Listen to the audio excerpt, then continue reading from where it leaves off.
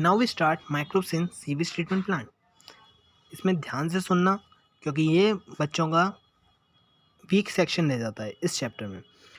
We know that large quantity of waste water are generated every day in cities and towns. Large quantity में waste water generate होता है every day cities में, town में। Major component of this waste water is human एक्सीटा।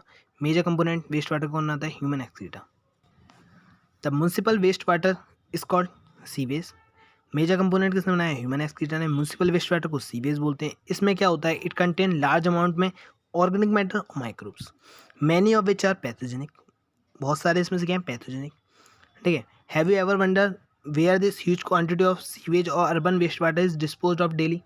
कहाँ इसे हम dispose करते हैं सीवेज को? This can not be discharge into natural water body like river and stream directly. इसे हम नेचुरल वाटर बॉडी, रिवर और स्ट्रीम में डायरेक्टली नहीं कर सकते। You can understand why. Before disposal hence sewage treated in sewage treatment plant. Sewage को किस में ट्रीट किया जाएगा? Sewage treatment plant, STP. Sewage treatment plant को क्या बोला? STP. To make it less polluting, जिससे वो कम पॉल्यूटिंग हो। जब भी तो उसे हम रिवर वगैरह में डाल सकते हैं। डायरेक्ट डालेंगे तो वो इतना गंदा है भाई, तो ठीक है ना, जिससे वो लेस पॉल्यूटिंग हो। Treatment of waste water is done by, treatment waste water कैसे होगा? Heterotrophic microbes.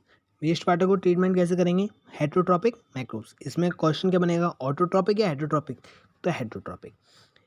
जो नेचुरली प्रेजेंट होते हैं सीवेज में, कहीं से लाए नहीं गए हैं।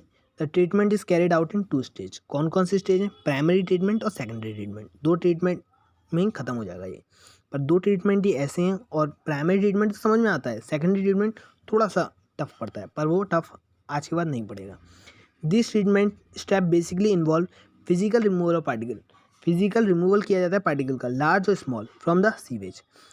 लार्ज पार्टिकल का रिमूव किया जाएगा और स्मॉल का सीवेज से, थ्रू फिल्ट्रेशन एंड सेडिमेंटेशन। कैसे कैसे? 2 मेथड हैं प्राइमरी ट्रीटमेंट में भी, 2 मेथड, फिल्ट्रेशन और सेडिमेंटेशन।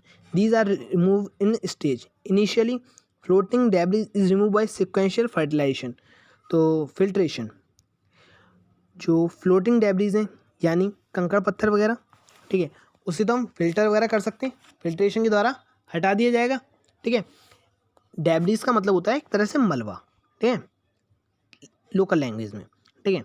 तो जैसे कि आपने जो फ्लोट कर रहे हैं ऊपर, जैसे लाइक होती है ना हवा में, फ्लोटिंग जो मलबा है वो तो कैसे रिमूव किया जाएगा? सिक्वेंशियल फर्टिलाइजेशन, फिल्ट्रेशन के द्वारा। और जो ग्रेट है, सॉइल और स्मॉल पेबल्स, मिट्टी और छोटे छोटे कंकड़, उन्हें रिमूव कैसे किया जाएगा? सेडिमेंटेशन के द्वारा। All solid that settle form primary sludge. जितने भी सॉलिड है वो सेटल होगा, वो क्या बनाएगा? Primary sludge. And supernatant form effluent. Supernatant क्या बनाएगा? Effluent. Effluent primary settling tank से लेके जाएंगे हम उसे सेकेंडरी ट्रीटमेंट के लिए। ठीक है। प्राइमरी सेटलिंग टैंक से उठाया जाएगा, सेकेंडरी ट्रीटमेंट में डाला जाएगा। सेकेंडरी ट्रीटमेंट और biological treatment. The primary effluent is pass into large aeration tank. अब हम ये क्लियर कर लेते हैं प्राइमरी ट्रीटमेंट में हमने क्या क्या पढ़ा। प्राइमरी ट्रीटमेंट में हमने क्या पढ़ा कि लार्ज और स्मॉल पार्टिकल हैं, उन्हें हमने फिल्ट्रेशन और सेडिमेंटेशन के द्वारा हटा दिया। फिल्ट्रेशन में क्या किया था? फिल्ट्रेशन में कि फ्लोटिंग डेब्रिस को रिमूव किया गया था, और जो स्मॉल पेबल्स और सॉइल वगैरह थी उन्हें सेडिमेंटेशन, मतलब सेडिमेंट में होता है ना बैठ जाना, बैठ गए वो, और जितना भी वो सॉलिड था उन्हें प्राइमरी स्लज बना दिया, सुपरनेटेंट ने इफिलेंट। अब आती है सेकेंडरी ट्रीटमेंट की बात। ठीक है। सेकेंडरी ट्रीटमेंट क्या कहता है? जो प्राइमरी इफिलेंट को है ना, जो प्राइमरी इफिलेंट, उसे हम पास करेंगे लार्ज एयरेशन टैंक में, जहाँ उसे कॉन्स्टेंटली एजिटेट किया जाएगा, मतलब जिस तरह का मिक्स किया जाएगा। ठीक है। कॉन्स्टेंटली उसे मिक्स किया जाएगा mechanically, and air is pump into it, और उसमें एयर पंप कर दी जाएगी, जिससे क्या होगा? बहुत ज़्यादा ग्रोथ होगी एरोबिक माइक्रोब की इनटू फ्लॉक्स। इससे क्या होगा? यूजफुल एरोबिक माइक्रोब की ग्रोथ होगी फ्लॉक्स में। फ्लॉक्स मतलब फ्लॉक्स में चेंज होंगी। इसका मतलब क्या होता है? फ्लॉक्स का पूछा जाता है बार बार कि बैक्टीरिया किससे एसोसिएट हो गए? फंगल फिलामेंट से। बैक्टीरिया किससे एसोसिएट हो गए? फंगल फिलामेंट से। तो एक मैश लाइक स्ट्रक्चर बन गया। ठीक है। Mesh like structure. और while growing these microbe consume the major part of organic matter in the effluent. और जब ग्रो हो जाएंगी तो माइक्रोब क्या करेंगे? कंज्यूम करेंगे मेजर पार्ट ऑर्गेनिक मैटर का इफ्यूलेंट में। ठीक है। जिससे बीओडी कम हो जाएगी। This significantly reduce the BOD. तो माइक्रोब क्या कर रहे हैं? ऑर्गेनिक मैटर को ले रहे हैं। ठीक है। BOD क्या होता है? BOD refer to amount of oxygen that would be consumed if all organic matter in 1 liter of water were oxidized by bacteria. BOD क्या होता है? अमाउंट ऑफ ऑक्सीजन, कितनी ऑक्सीजन का amount, that would be consume हमने किया if all the organic matter, ठीक है, हमने का मतलब इससे बैक्टीरिया ने. The BOD refer the amount of oxygen that would be consume if all organic matter in 1 litre of water, 1 litre water में were oxidise by bacteria. Sewage water को क्या किया जाएगा? ट्रीट किया जाएगा till the BOD is reduced.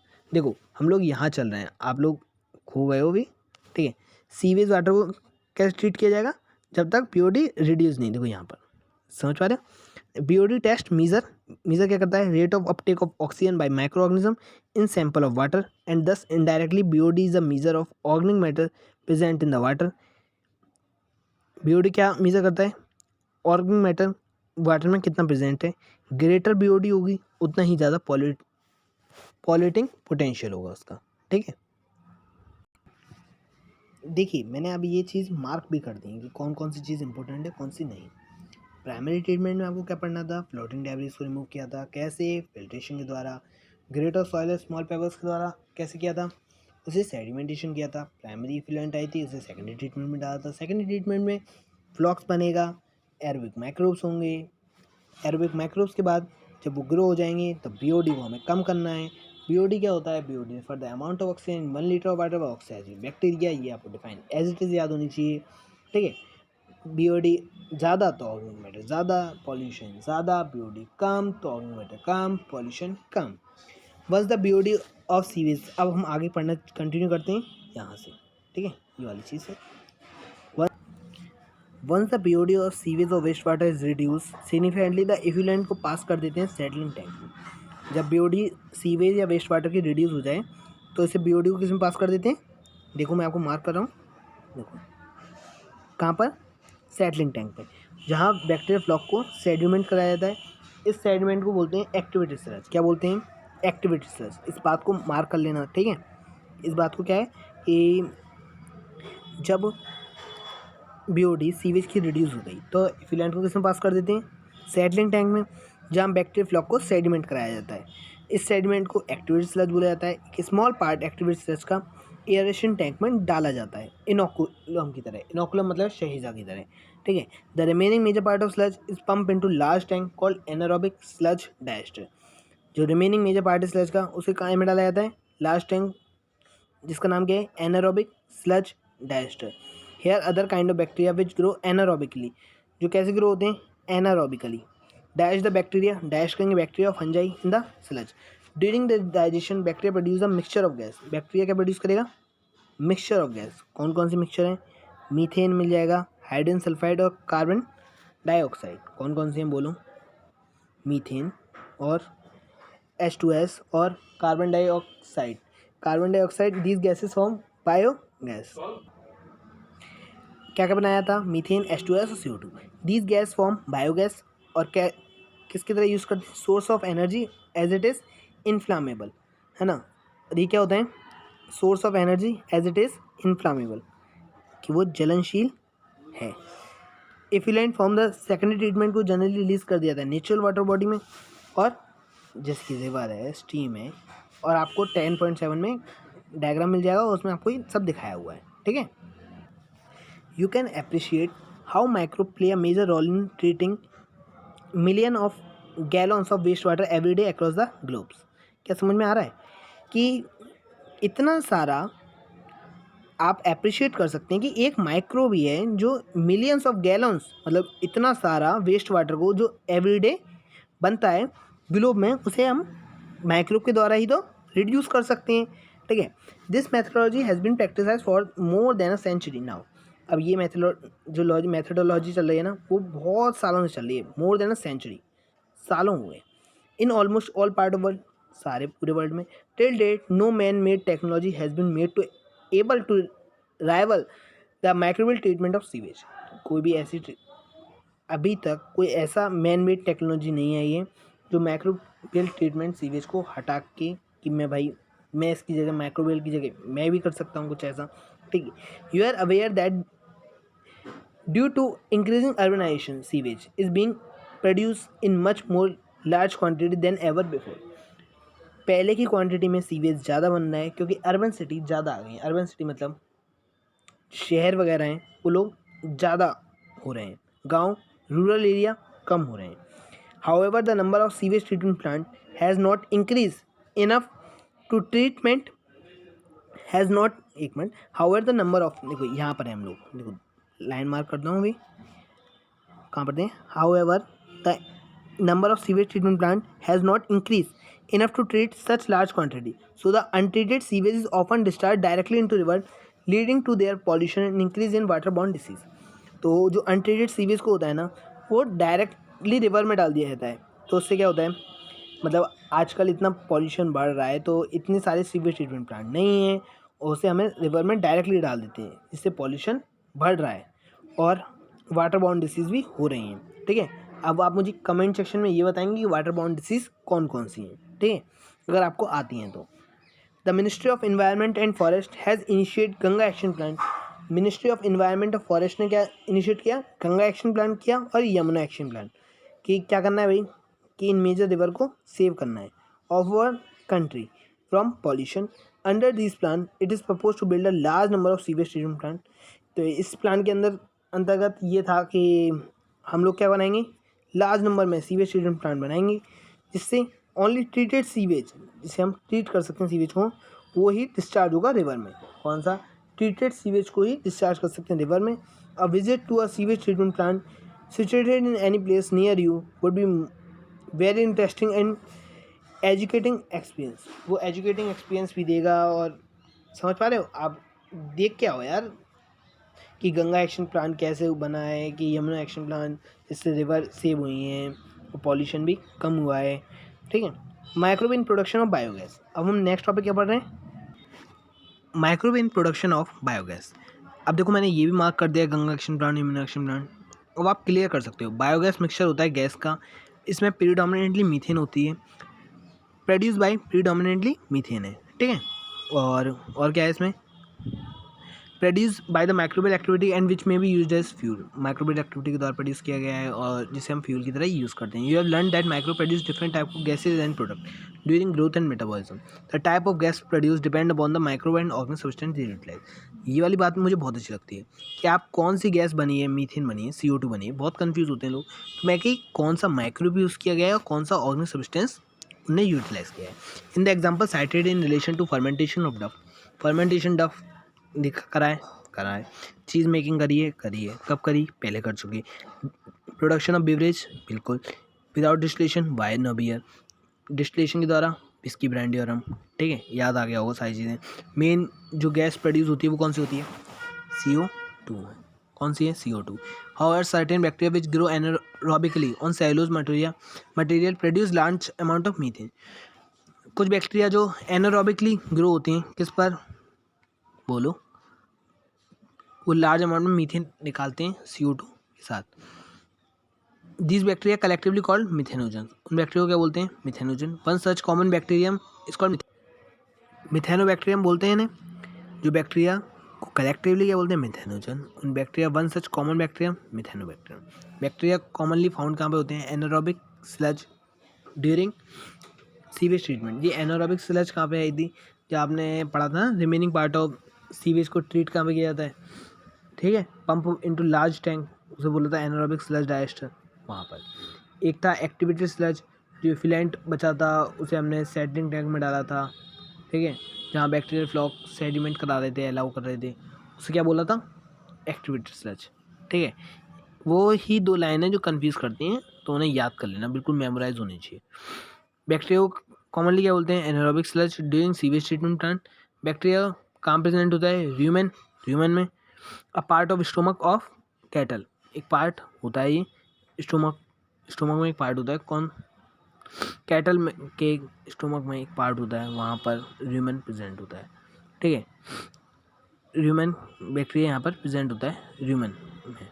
ठीक है, in rumen this bacteria help the breakdown cellulose. Rumen में क्या होगा, ये बैक्टीरिया क्या करेगा, सेलुलोज का ब्रेकडाउन करेगा और इम्पोर्टेंट रोल देगा किसमें, nutrition of cattle. Do you think we human being are able to digest the cellulose present in our food? तो हम ह्यूमन बीइंग है ना, वो डाइजेस्ट कर लेते हैं सेलुलोज को जो हमारे फूड में प्रेजेंट होता है। दस the excreted Dang of cattle commonly called गोबर, जो कैटल का डंग क्या कहलाते हैं, गोबर, और जो इस बैक्टीरिया में रिच होता है। ठीक है, इसमें ये बैक्टीरिया मिलता है गोबर में, गोबर गैस वाला मिथेनोबैक्टीरियम। आ गया होगा समझ में। Dung can be use for generation of biogas, वो ड्रग जो बायोगैस बनाती हैं उन्हें क्या बोलते हैं, गोबर gas. The biogas plant consist of concentrated tank 10 से 15 फीट डीप है, which biogas collected and slurry is remove. तो इसमें क्या होता है कि जो एक्सीटा हमने लिया था उससे हमने क्या क्या बोला, दोबारा सुनो। गोबर वो इस बैक्टीरिया में रिच था। डंग को किस में यूज़ किया जाएगा, बायोगैस बनाने के लिए। इसे कॉमनली बायोगैस बोल दो, गोबर गैस बोल दो, ठीक है, बात एक ही है। बायोगैस प्लांट में कंक्रीट टैंक का बना हुआ था, 10 से 15 फीट डीप था, जिसमें बायोवेस्ट को कलेक्ट किया जाता है और slurry of dung is feed. अब फ्लोटिंग कवर उसके ऊपर रख दिया जाता है, फ्लोटिंग कवर। एक फ्लोटिंग कवर हमने किसके ऊपर प्लेस किया था, स्लरी के ऊपर, which keep on rising as the gas is produce in the tank due to microbial activity. तो वो राइज करता रहेगा। देखिए मैं आपको दिखाने को, देखो यहाँ की साइड से जो ये वाली साइड है वहाँ से स्लरी डाली जा रही है। स्लरी क्या होता है, डंग और वाटर, वहाँ पर लिखा होगा आपके, देखो ये लिखा हुआ है डंग और वाटर, ये क्या है, स्लरी। ठीक है, अब आपको पता रहनी चाहिए, अब आपको पता रहनी चाहिए कि स्लरी क्या होता है, डंग और वाटर का mixture.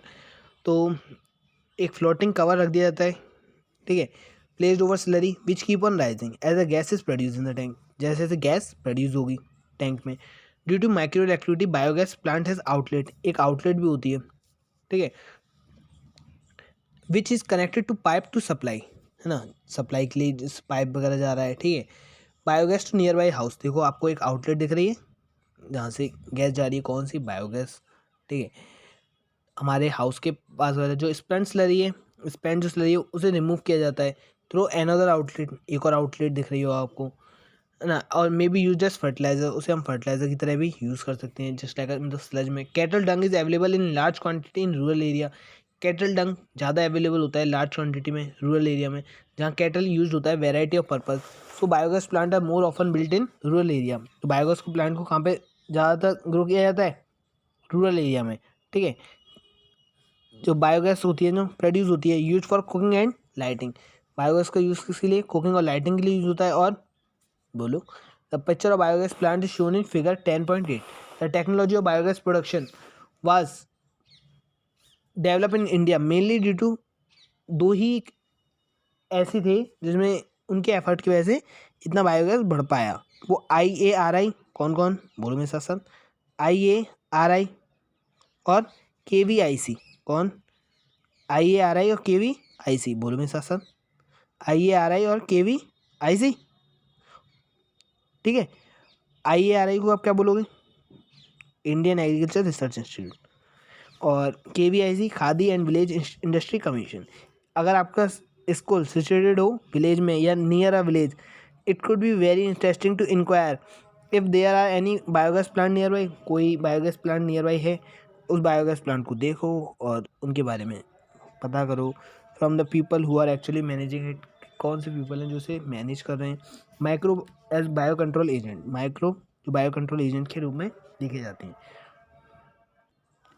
Bio control revert the use of biological method for controlling plant disease. Bio control क्या बोलता है कि बायोलॉजिकल मेथड का यूज़ करेंगे प्लांट डिसीज को, पेस्ट को। मॉडर्न सोसाइटी में इस प्रॉब्लम को टैकल कैसे किया गया है, बाय यूज़ ऑफ केमिकल। कौन कौन से केमिकल हैं, इंसेक्टिसाइड का यूज़ किया है, पेस्टिसाइड का यूज़ किया है, किस चीज़ का, इंसेक्टिसाइड का और पेस्टिसाइड का। These chemical are toxic, extremely harmful to human beings and animal alike and have been polluting our environment. ठीक है, अब सुनो मेरी बात दोबारा ध्यान से, केमिकल के द्वारा इन्हें टैकल करा जा सकता है।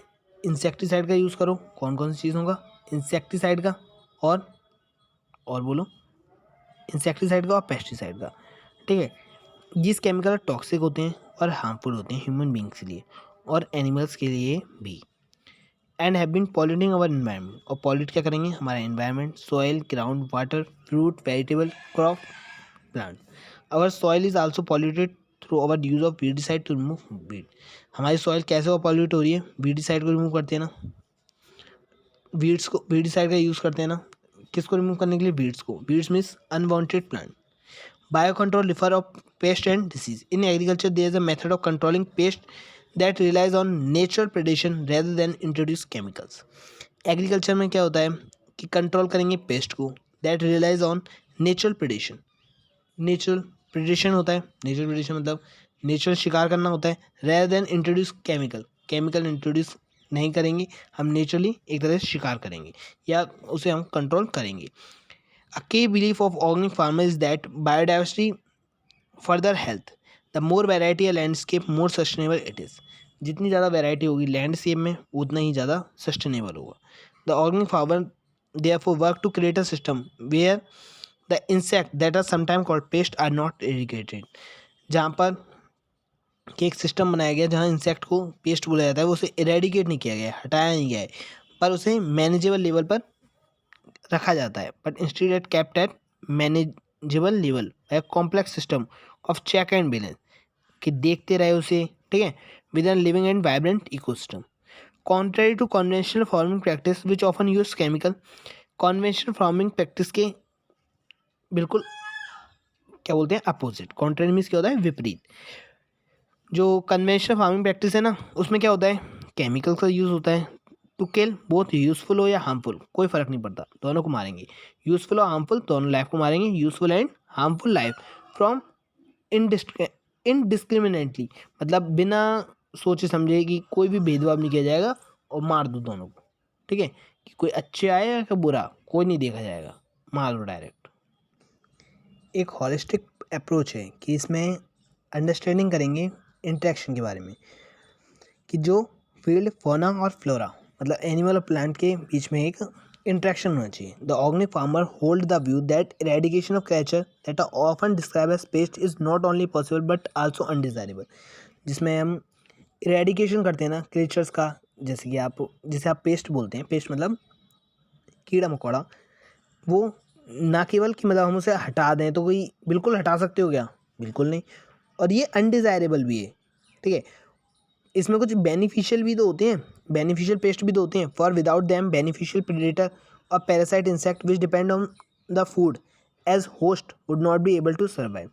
जो उसके ऊपर फूड की तरह डिपेंड करते हैं और होस्ट के ऊपर, वो ना केवल सर्वाइव हो पाते हैं। दस the use of bio control measure will greatly reduce our dependence on toxic chemical. Use किसका किया, बायो कंट्रोल मेजर का, जो क्या करेगा, रिड्यूस करेगा हमारा डिपेंडेंस टॉक्सिक केमिकल पर और पेस्टिसाइड पर। An important part of biological farming approach is to become familiar with various life form that inhibit the field. तो इम्पोर्टेंट पार्ट क्या है बायोलॉजिकल फार्मिंग अप्रोच का, कि फेमिलियर हो जाना किसके साथ, various life form that inhabit the field, predator as well as pest, और उनकी लाइफ साइकिल के साथ। Pattern of feeding and the कि उनकी फीडिंग की पैटर्न क्या है, सुबह खाते हैं, शाम को खाते हैं, दोपहर को खाते हैं, कब खाते हैं, और उनकी लाइफ साइकिल के साथ साथ उनके हैबिटाट, कौन कौन से हैबिटाट में वो रहना चाहते हैं। This will help develop appropriate mean of bio control. ये एक एप्रोप्रिएट मीन है। देखो N important part biological farming approach का, देखो इसे मार्क कर रहा हूँ, दोबारा से बोल रहा हूँ, इंपॉर्टेंट पार्ट वाली चीज़ मार्क कर लो, टू फैमिलियर हो जाना कि उनकी वेरियस लाइफ फॉर्म, ये बोर्ड वगैरह के लिए आपके काम आएगा, ठीक है, कि पैरासाइट और एज वेल एज पेस्ट उनकी लाइफ साइकिल के साथ, ठीक है। The very familiar beetle with red and black marking, कौन कौन सी मार्किंग है, रेड मार्किंग और ब्लैक मार्किंग, ब्लैक वाला हम पे नहीं होगा, ठीक है, चलो ब्लैक कर ही देते हैं, करने की कोशिश करते हैं, ब्लैक करने की कोशिश पूरी रहेगी।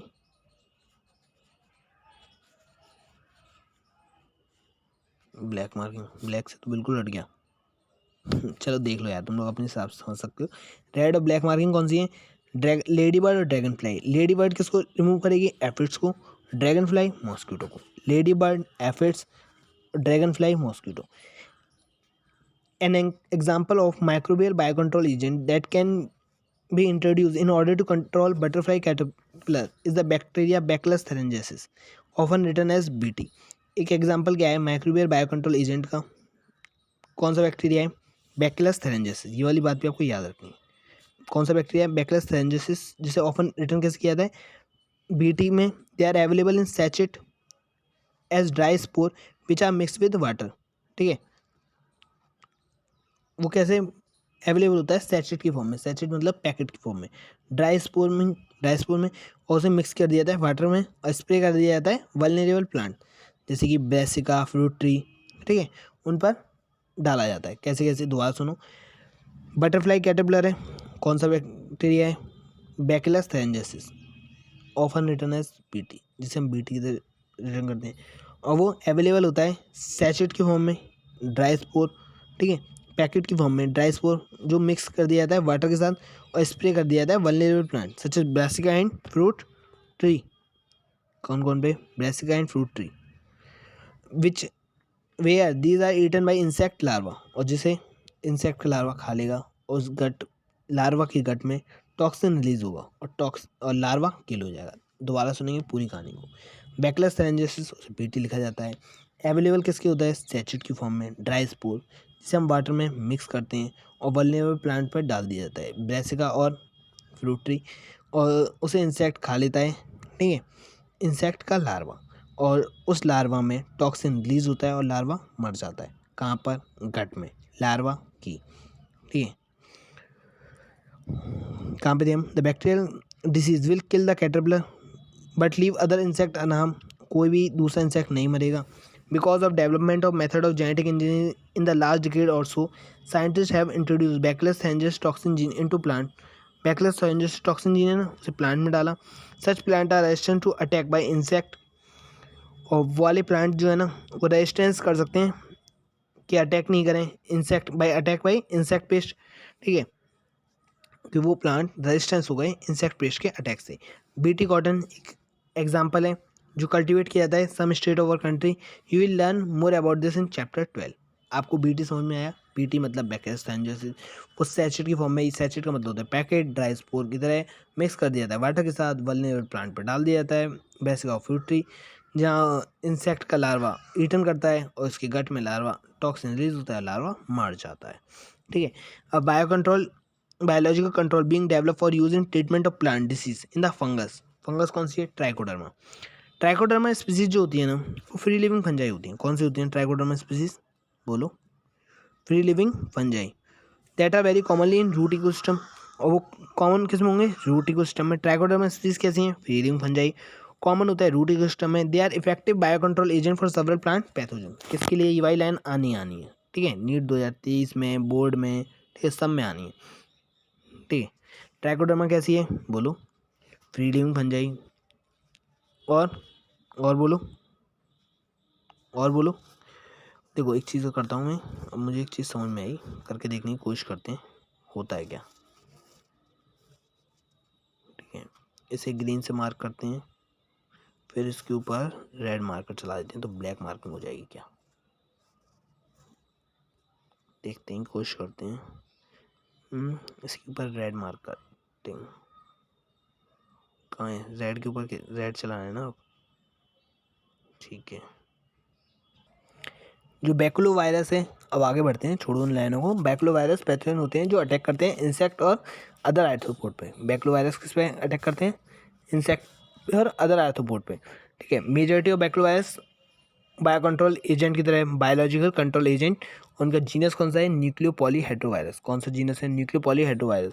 ये वायरस जो होता है वो एक्सीलेंट कैंडिडेट होता है स्पीसीज स्पेसिफिक के लिए, नैरो स्पेक्ट्रम इंसेक्टिसाइडल एप्लीकेशन के लिए। ठीक है, species specific narrow spectrum insecticidal application, और they have been shown to have no negative impact on plant, animal, bird, fish और even on non target insect. तो इसका मतलब क्या है कि इसका कोई इम्पैक्ट नहीं होता है प्लांट पर, एनिमल पर, बर्ड पे, फिश पे, और जो नॉन टारगेट इंसेक्ट है ना उन पर भी उसका कोई फ़र्क नहीं पड़ता। किसका? बैक्टीरिया वायरस का। उसका जीनस कौन सा है? न्यूक्लियोपॉलीहेड्रोवायरस। ये स्पेशली डिज़ायरेबल है और बेनिफिशियल है। जब दिस इज स्पेशली डिज़ायरेबल और beneficial insect are being conserve to aid an overall integrated pest management. तो ये स्पेशली डिज़ायरेबल है जब इंसेक्ट को कंजर्व किया जाए to aid an overall integrated pest management programme, जो overall integrated pest management programme चल रहा हो। ठीक है, जहाँ पर इकोलॉजिकल सेंसिटिव एरिया को ट्रीट किया जा रहा हो। इकोलॉजिकल सेंसिटिव एरिया को ट्रीट किया जा रहा हो। माइक्रो जो बायो फर्टिलाइजर के रूप में यूज़ होते हैं, ठीक है। With our present day life style environmental pollution is a major cause of concern. जो इन्वायरमेंटल पॉल्यूशन होता है ना, वो मेजर कारण होता है कंसर्न करने का। The use of chemical fertiliser to meet the ever increasing, chemical fertiliser का यूज़ किया तो जिससे एग्रीकल्चर प्रोड्यूस बढ़ा, has contribute to significantly to this pollution. तो क्या क्या हुआ, दोबारा बोलूँ मेरे साथ साथ, क्या क्या हुआ बोलो। केमिकल बोलो, केमिकल फर्टिलाइज़र का यूज़ बढ़ा तो जिससे ever increasing production, ever increasing demand agriculture produce की बढ़ी। हैज़ कंट्रीब्यूटेड सिग्निफिकेंटली, इससे पॉल्यूशन भी बढ़ा, ठीक है। केमिकल फर्टिलाइजर बढ़ा तो एग्रीकल्चर प्रोड्यूस भी बढ़ा, और केमिकल के यूज़ से पॉल्यूशन भी बढ़ा। Of course we have now realise that they are problem associated with over use of chemical fertiliser, कि ये केमिकल फर्टिलाइजर की वजह से हो रहा है। और there is a large pressure to switch organic farming, organic farming में बहुत ज़्यादा कि हमें स्विच करने की ज़रूरत है, मतलब चेंज करने की ज़रूरत है। केमिकल की जगह हम ऑर्गेनिक फार्मिंग करें। ऑर्गेनिक फार्मिंग का मतलब बायो फर्टिलाइजर का यूज़ करें। बायो फर्टिलाइजर ऑर्गेनिज्म होते हैं that increase the nutrient quality of soil. Bio fertiliser वो ऑर्गेनिज्म होते हैं जिससे न्यूट्रिएंट क्वालिटी बढ़ जाती है। मेन सोर्स बायो फर्टिलाइजर कौन से होते हैं? Bacteria, fungi, cyanobacteria. Your study about the nodule on root of leguminous plant form by symbiotic association of rhizome. आपने नोड्यूल देखी लेगुमिनस प्लांट की, ठीक है, बोलो। Form by symbiotic association of rhizobium, क्या? Nodule root of leguminous plant पे किसके द्वारा सिम्बायोटिक एसोसिएशन हुआ है? राइजोबियम के द्वारा। और these bacteria fix atmospheric nitrogen into organic form. जो बैक्टीरिया हैं वो फिक्स क्या करेंगे? एटमॉस्फेरिक नाइट्रोजन, किस में? ऑर्गेनिक फॉर्म में, which is used by plant as nutrient.